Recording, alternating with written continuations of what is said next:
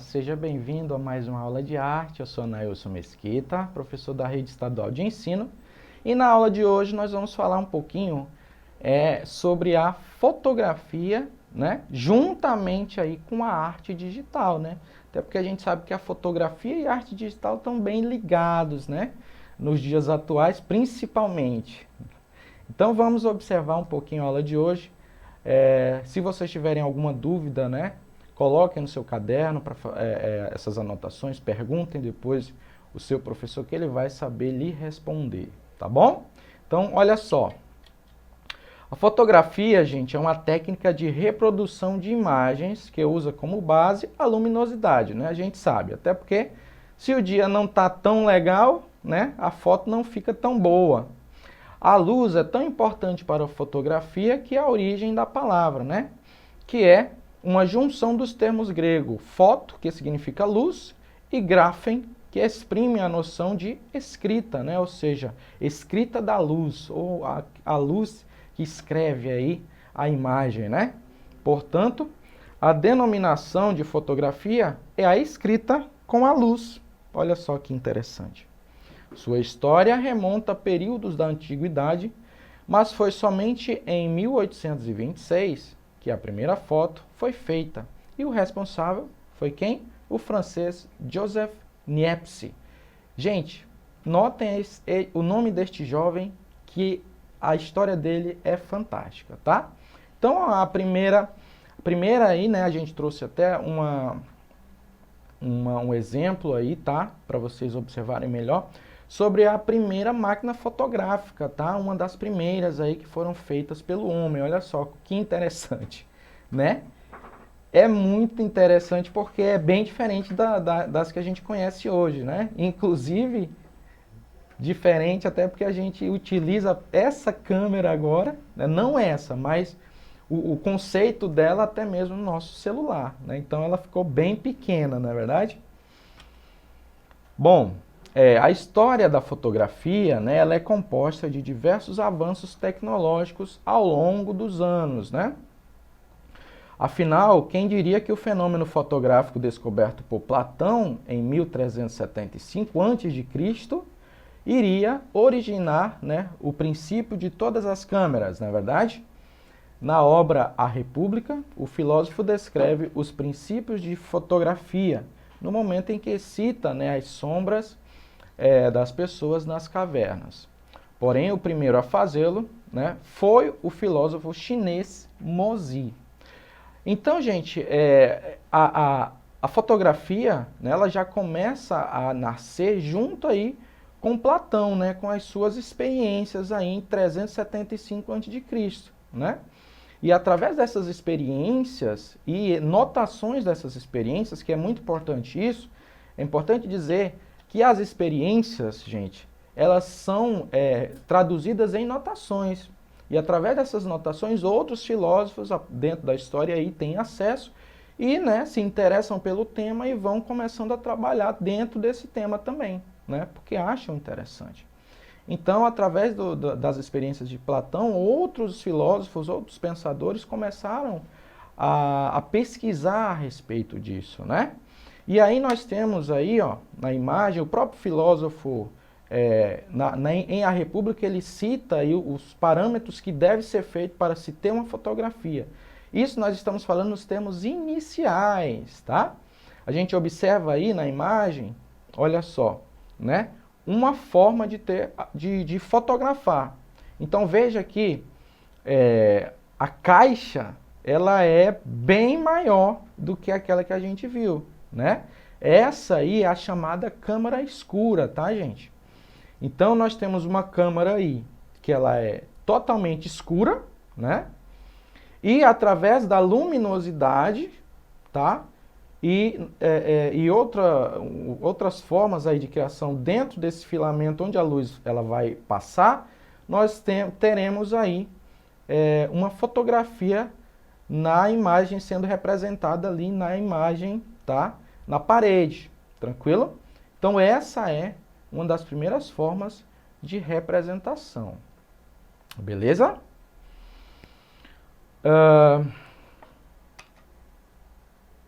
Opa, desculpa. Esse fenômeno, tá, gente, também foi estudado pelo físico e matemático árabe Alhazen, né? Ao observar um feixe de luz aí dentro dessa câmera que a gente está vendo, atravessar um quarto escuro, né? Alhazen percebeu que a luz ela viajava em linha reta e projetava na parede oposta à imagem de objetos do lado de fora. Olha só que bacana, né? Então, a luz pegava, ou pega, né, ainda, lógico, pega as imagens de que está do lado de fora e joga para o lado de dentro da câmara escura, tranquilo?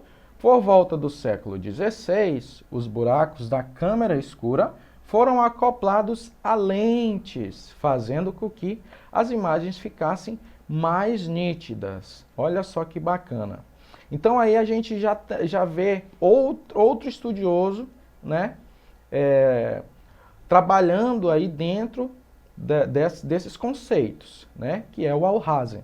Então nós temos aí o Platão, né, temos aí o Mozi, nós temos o Alhazen e vamos ter outros além disso, beleza? Porque não parou só por aí, né? Depois de vários experimentos, a fotografia permanente surge apenas em 1826. Então é importante dizer que até este momento aí nós tínhamos uma outra forma de fotografia, né? Que seria a fotografia em visual, só que naquele visual que a gente consegue ter um exemplo hoje como se fosse o data show, né? Nós temos o data show e aí se a gente passar pela frente, a gente tira a imagem da parede, tranquilo? Então, a experiência de Alhazen é como se fosse um data show. Ele pega a imagem de fora e lança na parede da câmara escura, né? Mas aí não é ainda uma fotografia permanente. Nós estamos falando apenas de... Ali só vai durar até, né, o final da luz do sol. Não tem luz solar, não tem fotografia, né? Tem luz solar, tem fotografia momentânea ali. Tranquilo? Então, após o 1926, né, graças ao inventor Joseph Niet, que é este jovem que nós estamos vendo aí na imagem, mas essa não foi a sua primeira tentativa, tá? Com o Joseph Niet, nós temos aí os primeiros indícios da fotografia permanente, tá? Niepce já havia registrado várias imagens que se deterioravam em pouco tempo, né? Então ele conseguia a imagem permanente em si, em alguns minutos, mas ela desaparecia. O inventor francês utilizou diversas técnicas para chegar à técnica que deu certo, né? Em 1826 surge a primeira fotografia feita com uma câmera, por meio de um processo que foi batizado de heliografia por Niepce, né? A heliografia era feita em uma placa de prata coberta pela substância betume da Judéia e demorava cerca de 8 horas para ficar pronta. Então nós temos aí na imagem, né, o processo de criação dessa fotografia, né? Que basicamente era como se fosse uma pintura, né? Que ela demorava 8 horas para ficar pronta.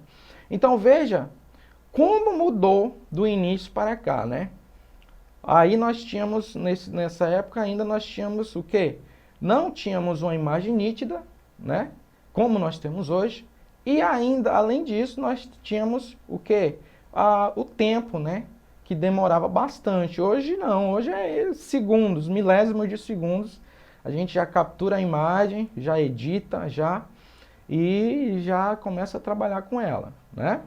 Antes disso, olha o processo que aconteceu com a fotografia para ela chegar até os nossos dias atuais, né? Que interessante.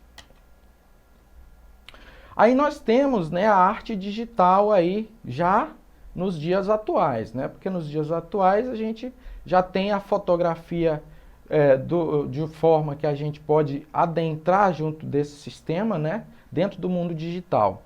né? Então considera-se aí a arte digital, tá, gente? Qualquer tipo de manifestação artística produzida através de meios eletrônicos, né? Seja aí um emoji, seja, né, a própria fotografia em si, né? Como o uso de softwares, olha só, programas, tá? E hardwares, né, avançados que permitem a criação e edição. Os hardwares são as partes físicas aí do objeto que você vai utilizar para criar alguma coisa, né? Seja ele um teclado, um mouse, né, o próprio celular, né? Também pode ser aí considerado um hardware, porque a gente faz as coisas através dele. E a edição, né? O redimensionamento e as outras modificações dentro do ambiente virtual, tá? Então, em outras palavras, a arte digital é tudo aquilo que a gente faz, né, por meios eletrônicos, tranquilo? As artes digitais se dividem em várias categorias, né? Entre elas, a web art, as pinturas, né, as modelagens, as fotografias, as animações, vídeos digitais, entre outros, já, tá, gente? Os resultados podem ser impressos em um suporte 2D ou 3D, tá? Ou serem vistos no próprio ambiente de criação, tá? Ou seja, no próprio celular, no próprio computador, né? Podem ser transferidos para serem vistos em outro dispositivo, né, como a TV, e assim por diante, beleza? A arte digital é considerada um segmento da arte contemporânea, né, atual, que passou a ganhar forças com os adventos, né, da Segunda Guerra Mundial, a partir Primeira e Segunda Guerra Mundial, tá? A partir do momento em que as regras e tradições dos movimentos do modernismo foram quebradas, né? Então, através aí dessas guerras, a gente teve um avanço significativo no digital, né? No mundo digital, onde a gente pode ter aí o acesso a mais tecnologia, né? Então, através dessas guerras, a gente teve muita produção de muita tecnologia, né? E através disso, né, a arte digital e o mundo digital que a gente conhece, concebe hoje, né? A chegada dos primeiros computadores também, né, despertou em muitos artistas de vanguarda a vontade de experimentar um novo espaço para a criação, visto que com a chegada do mundo digital haveria uma melhora na capacidade de armazenamento e uso de novas dimensões, né? A gente percebe que esse armazenamento ele fica maior, né? Cada dia mais a gente tem mais espaço para guardar as coisas em um objeto, né? Então fica prático, fica rápido e fica eficiente, né? O stop motion, tá, gente? Ele é uma representação de uma técnica, tá, de animação dentro da arte digital, tá?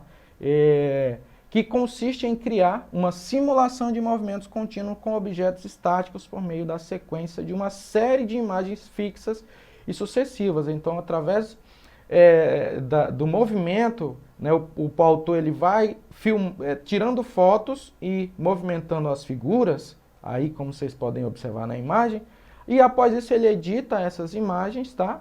E aí ele vai dar um play, vai virar um vídeo, né? E esse vídeo vocês vão ver que vai estar com movimento.